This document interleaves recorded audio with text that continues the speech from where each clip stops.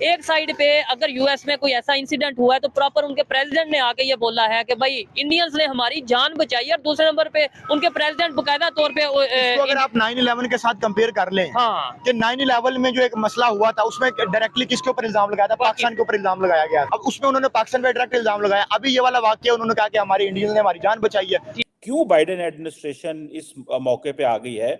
पाकिस्तान को तो सारे दबा दबू लेते हैं, पाकिस्तान भी जवाब दे लेता है और साढ़े पंजाबी कहते हैं 19 भी कर लेता है। इंडिया जो है वो भी आगे से बड़ी टफ लैंग्वेज यूज की है। मैंने इंडिया के वो जो स्पोक्स पर्सन की लैंग्वेज पढ़ी है, बड़ी टफ लैंग्वेज है। उस शिप के अंदर 22 इंडियंस का एक क्रू भी मौजूद था। सोशल मीडिया पर इस इंडियन क्रू को बहुत ज़्यादा तनकीद का सामना करना पड़ा, जिसके बाद यूएस के जो प्रेसिडेंट हैं जो बाइडन, उन्होंने पूरी दुनिया के सामने और अपने पूरे मुल्क के सामने इस इंडियन क्रू की तारीफ करते हुए कहा है कि अगर ये इंडियन क्रू जो है टाइम पर एसओएस मैसेज ना भिजवाता तो बहुत सारे अमरीकियों की जान जा सकती थी। तो आप खुद देखें कि हम इस जगह कहाँ पे खड़े हैं, हमारा इमेज क्या है, उनका इमेज क्या और है, उनका इमेज क्या है। अब कोई भी मुल्क जो है ना वो इंडिया के खिलाफ बात करते हैं उससे पहले 100 दफा सोचते। जर्मनी ने केजरीवाल के ऊपर भी एक हफ्ता पहले कहा था, उनको भी डिमार्श किया गया है। उन्होंने कहा था कि हमारी ख्वाहिश है कि जुडिशल सिस्टम वहां काम करे, हम वी आर वाचिंग इट और सारा कुछ। भाई how dare you tell that. और केजरी साहब के पास बेहतरीन वकील है, उनको हासिल हैं। आज से 10, 15, 20 साल पहले हम कहते थे कि हमने इंडिया के साथ मुकाबला करना है। अब हमारी पस्ती का ये हाल है कि हम अब यहाँ पे नीचे चले गए कि अब हम अफगानिस्तान, बांग्लादेश, भूटान और श्रीलंका इन लोगों के साथ अपना मुवाजना करना शुरू कर दिया है। हम एज ए पाकिस्तानी हमें एक टाइप ऑफ इंडियन फोबिया होता है। हम हर कोई भी चीज़ है उसको नेगेटिव देखते हैं, इरिस्पेक्टिव के उसका मॉरल बैकग्राउंड क्या है, उसके एथिक्स क्या हैं। ये ठीक डेमोक्रेटिक कंट्री और ट्रू डेमोक्रेसी और फ्रीडम और पता नहीं क्या क्या, मेरा मकसद है गिनने को कर जाते हैं अपने हालात में। इस कंट्री में बैठा हूँ 35 साल से, मैं पॉलिटिकल साइंस का स्टूडेंट हूँ। ना यहाँ जमहूरियत है, ना फ्रीडम है, ना प्रेस है, यहाँ पे कुछ भी नहीं है। मुझसे पूछे, मैं किताब लिख देता हूँ इस चीज पे। है। अगर एक इंसिडेंट हुआ वो तो किसी के साथ भी हो सकता है। It was Indian, it may be a Pakistani और फिलिपिन, कोई भी नेशन हो सकती है। तो जैसा कि अगर फैक्ट्स एंड फिगर ये बता रहे हैं कि एसओएस मैसेज डिलीवर किया गया है, इट्स राइट, एक अच्छा एस्पेक्ट है।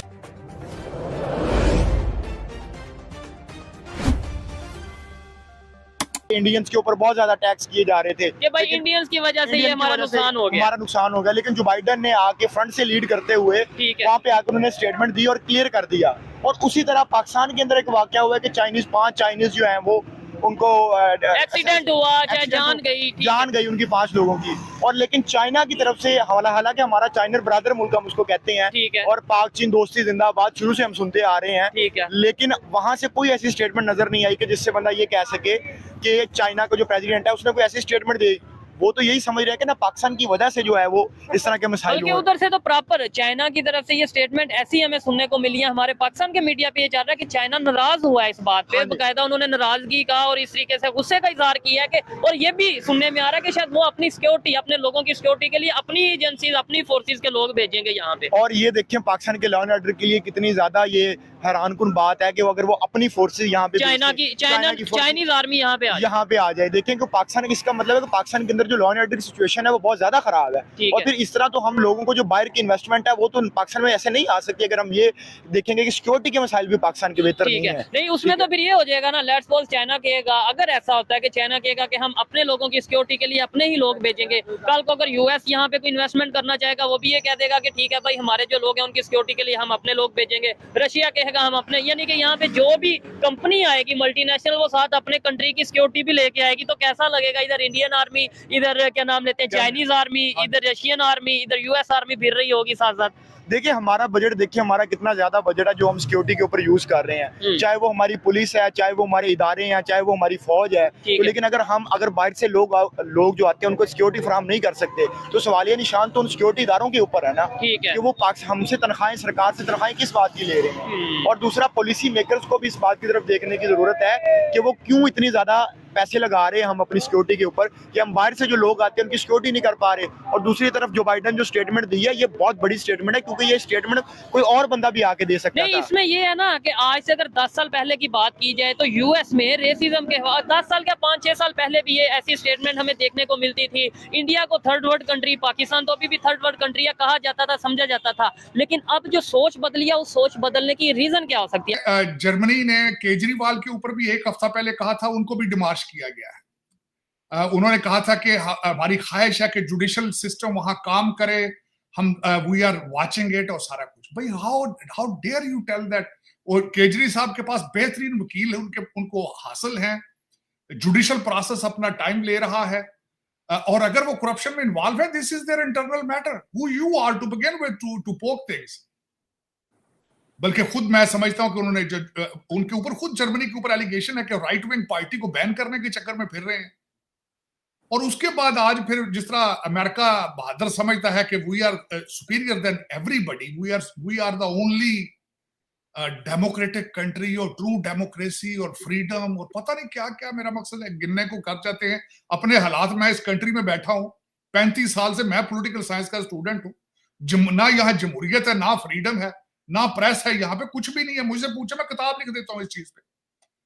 और चीमा साहब, मैं बड़ा खुश हूं कि इनको स्टेटमेंट देनी। इन्होंने आज से हफ्ता पहले वो मैथ्यू मिलर और ये व्हाइट हाउस की ब्रीफिंग होती है ना, इसमें कोई जवाब नहीं देते वो, बिल्कुल। मैं बड़ा ऑब्जर्व करता हूं इनको, हर चीज पॉलिटिकल करेक्टनेस के हवाले से जवाब देना, ये और वो। किरबी साहब एक टोपी ड्रामा है, इधर से उधर सब से। लेकिन उन्होंने इनके सिटीजन एक्ट के ऊपर पहले पिछले हफ्ते उन्होंने इतराज किया था, जिसको इंटरनली ही किसी तरीके से जवाब दिया, फिर then he went to the back foot.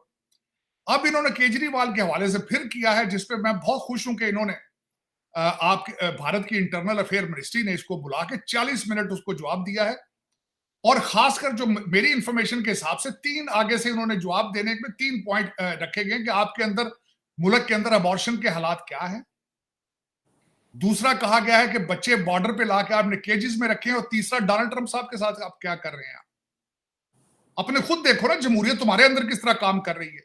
तुम्हारी पहले अनइलेक्टेड रूलिंग एलीट ने पहले डोनाल्ड ट्रंप को तो बैलेट से दूर रखने की कोशिश की है। अब आपकी वही अनइलेक्टेड रूलिंग एलीट जो है वो फाइनेंशियली उसको बैंकरप्ट करना चाहती है, डीमोरलाइज करना चाहती है कि ताकि इलेक्शन लड़ सके। आज मैं इसके ऊपर आपको और भी 2 चीजें बताना चाहूंगा। ओबामा साहब इस वक्त कंट्री को चला रहे हैं, बड़े परेशान हैं आजकल, वो बहुत परेशान है। आपने नोट नहीं किया, जाके वो इंग्लैंड में भी बड़े काफी लीडरों को मिल रहे हैं, एतमाद में ले रहे हैं, और पता नहीं रोने रो रहे हैं कि डोनाल्ड ट्रंप आ जाएगा तो ये तुम्हें भी छोड़ देगा, हमें भी छोड़ देगा, ये कर देगा। ये आज फॉक्स चैनल के ऊपर न्यूज थी। 1 हफ्ते में 2 दफा बाबा जी को मिले हैं वो बाइडेन साहब को, और सिर्फ उनको ये इन्होंने कहा है कि तुम्हारी कैंपेन ठीक नहीं चल रही है, और डोनाल्ड ट्रंप जो है वो हर दीवार अमेरिका के अंदर लिखा हुआ है कि डोनाल्ड ट्रंप इज विनिंग। अब ये सारे इकट्ठे हो रहे हैं कि उसको किस तरह रोकना है। यहां तक सोची जा रही है कि प्लान बनाया जा रहा है डोनाल्ड ट्रंप को अरेस्ट करके जेल ले जाया जाए, ताकि डीमोरलाइज होकर वो इलेक्शन से बैकआउट कर दे। तो अगर तुम्हारे अपने हालात ये हैं, मेल इन वोटिंग पे आप फ्रॉड करते हो, आपका आधा कंट्री डिवाइडेड है, वो समझता है उनसे इलेक्शन चोरी किया गया है, आप खुद इस